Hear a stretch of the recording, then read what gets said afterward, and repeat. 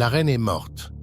Cela a probablement été la nouvelle la plus choquante de ces derniers jours, et peu de décès dans le monde entier ont suscité autant d'émotions que celui de la reine Élisabeth.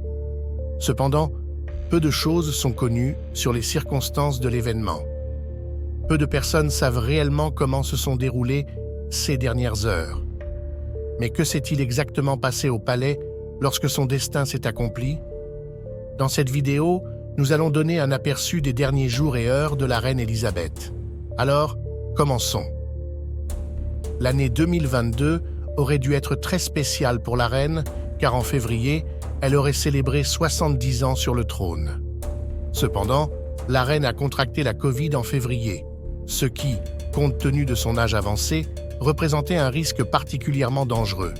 De plus, elle souffrait également de la perte de son mari Philippe, décédé en juin 2021 après un mariage incroyable de 73 ans. Sa santé affaiblie était évidente dans les mois suivants, car la souveraine a dû annuler à plusieurs reprises d'importants engagements publics.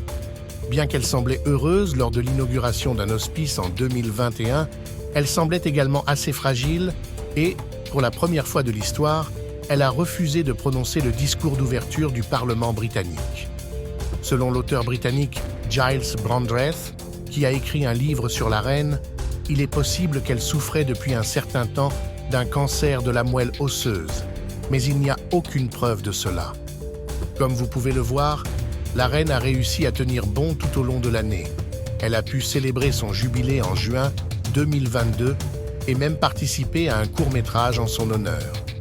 Probablement, elle pressentait que son temps touchait à sa fin.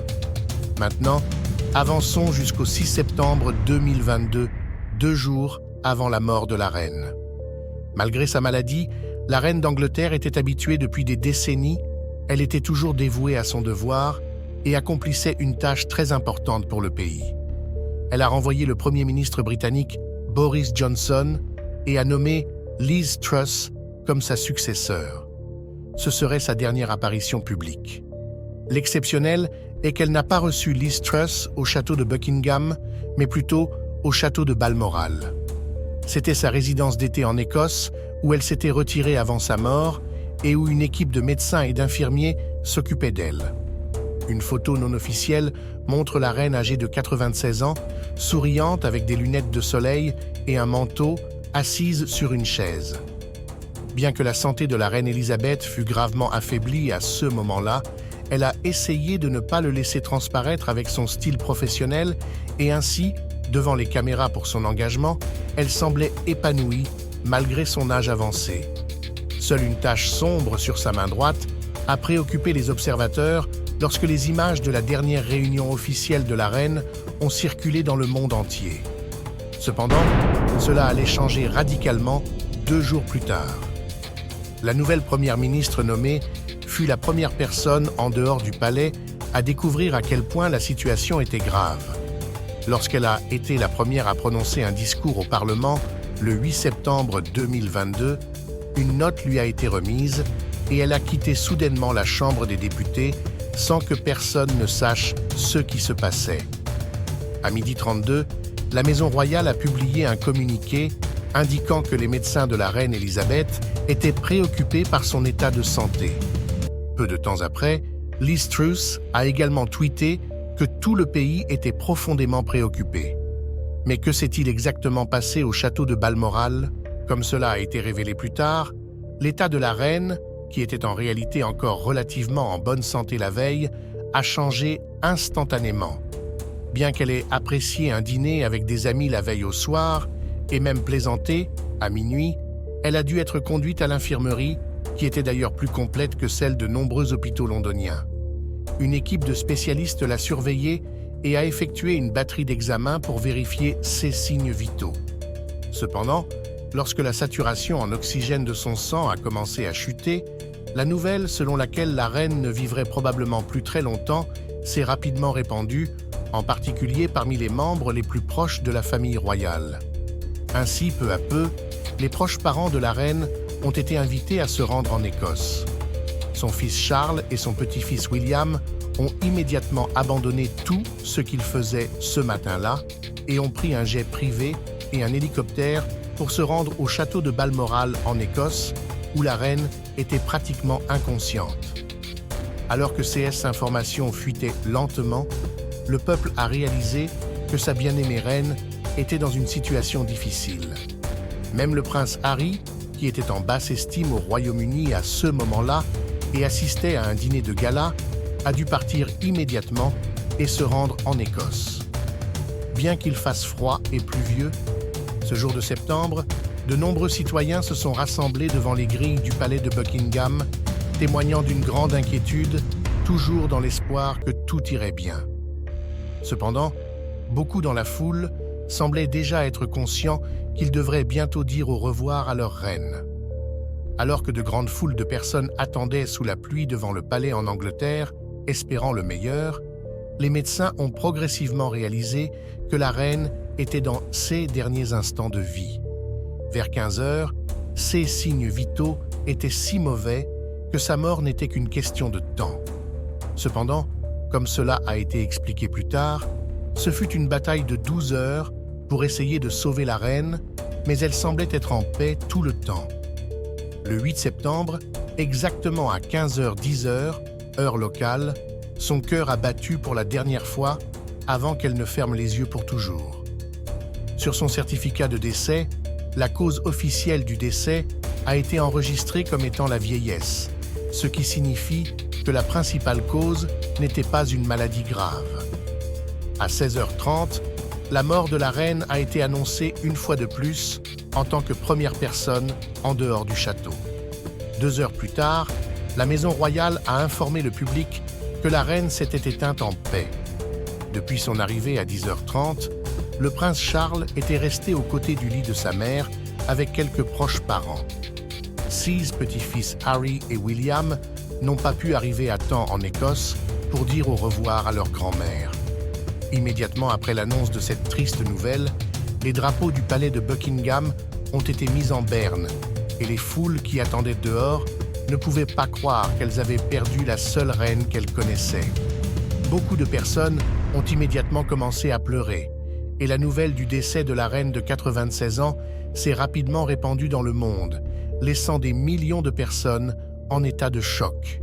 Ici, par exemple, vous pouvez voir un équipage de volume découvrant que la reine était décédée, ne pouvant retenir leurs larmes. Même le Parlement britannique était en plein débat et tout a été interrompu car il était impossible de continuer les débats après cette nouvelle. Dans le monde entier, les chaînes de télévision ont immédiatement interrompu leur programme et tous les médias ont commencé à couvrir intensivement la mort de la monarque. La couverture médiatique française n'a pas non plus ménagé ses efforts et a été parmi les plus complètes au monde. D'ailleurs, te souviens-tu de ce que tu faisais lorsque tu as appris la nouvelle du décès de la reine? Dis-nous dans les commentaires. Après sa mort, la reine a été transportée dans un cercueil, accompagnée d'une procession solennelle jusqu'au palais de Westminster, siège du Parlement anglais, où elle est restée exposée pendant plusieurs jours.